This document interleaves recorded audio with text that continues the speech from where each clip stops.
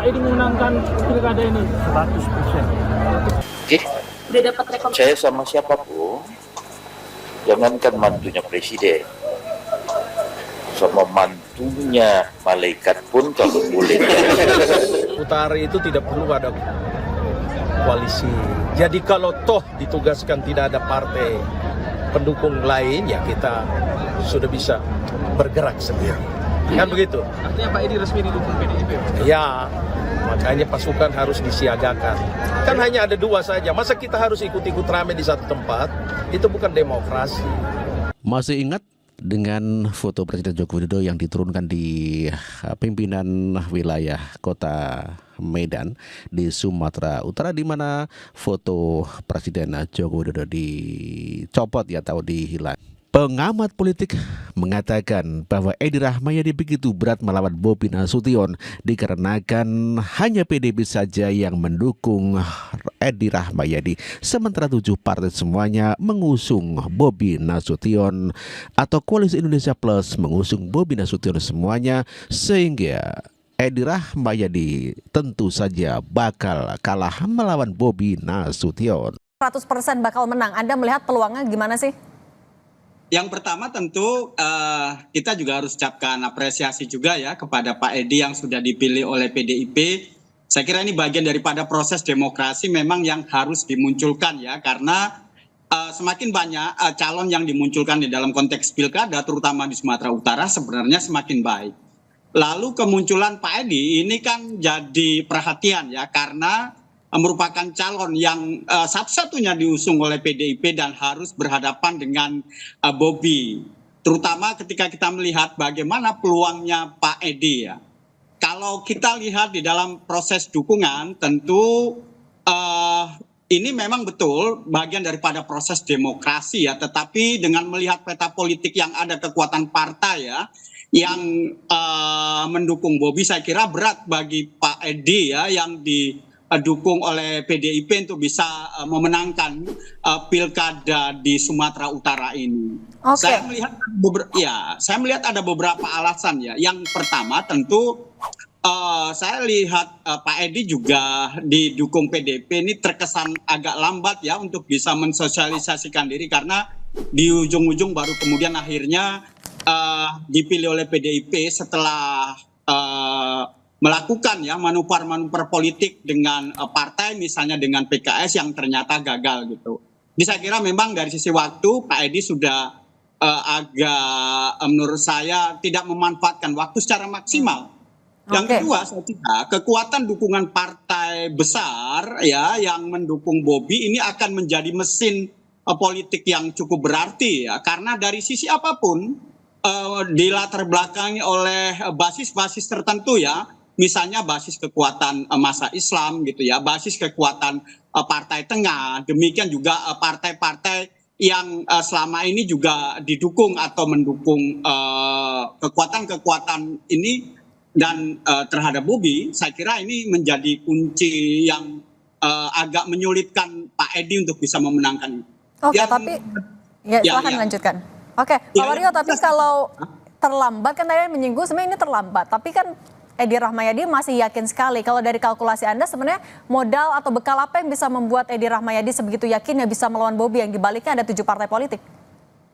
Ya saya kira modal yang ada hanya spirit saja gitu kalau menurut saya gitu ya. Karena apa, kekuatan-kekuatan basis politik sudah dikuasai oleh partai-partai pendukung Bobi gitu.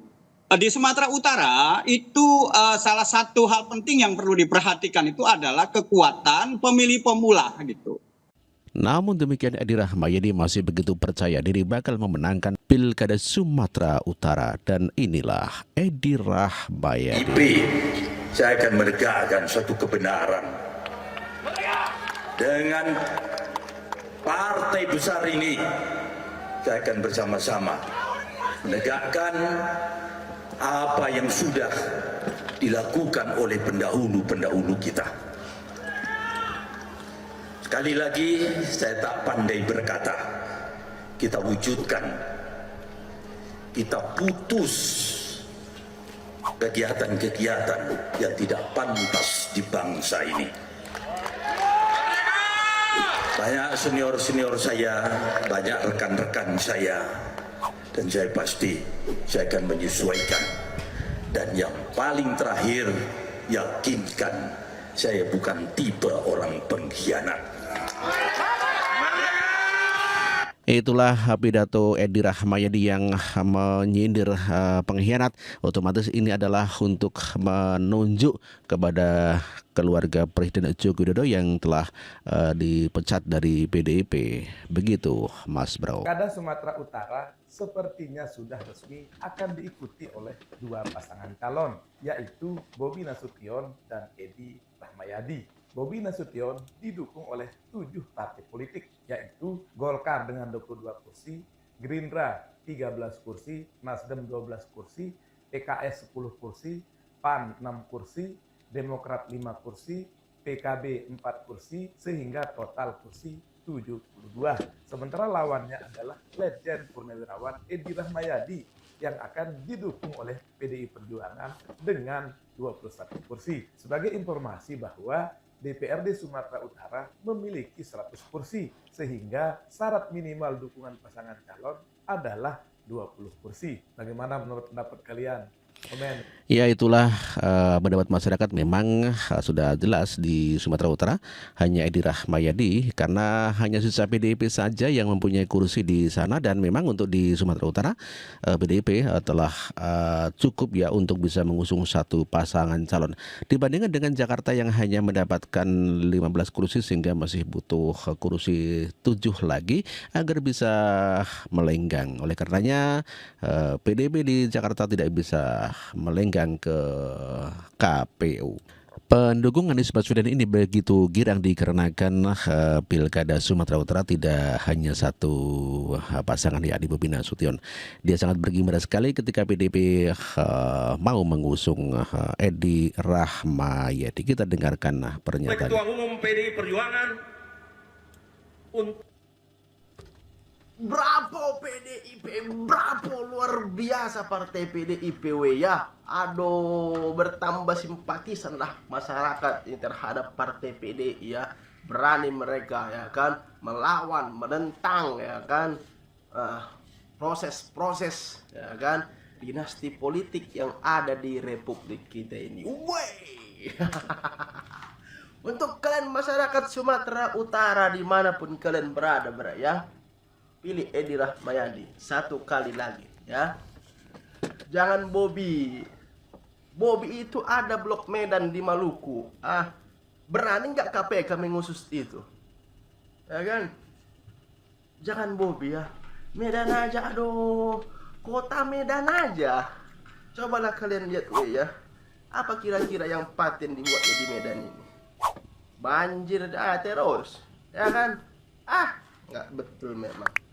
Ya, udah mau ke Sumut dia.